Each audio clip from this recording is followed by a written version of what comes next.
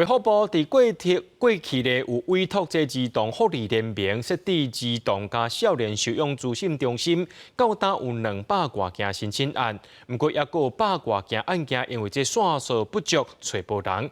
今仔日就2个出养个案来说明，希望透过大众的力量，斗找因的原生家庭。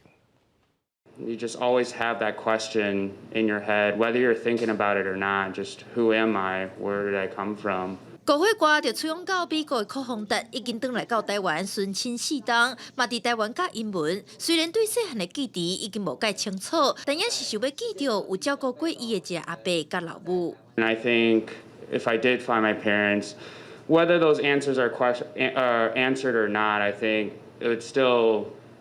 I wouldn't have any regrets. I tried before to find my biological parents, but there is almost no information.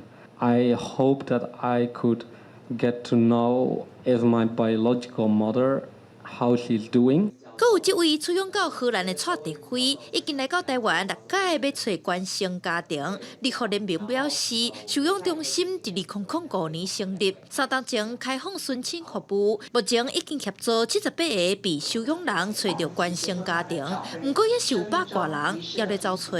在台湾社会里面，可能尤其是生父母会背负一个罪恶感，不敢出现。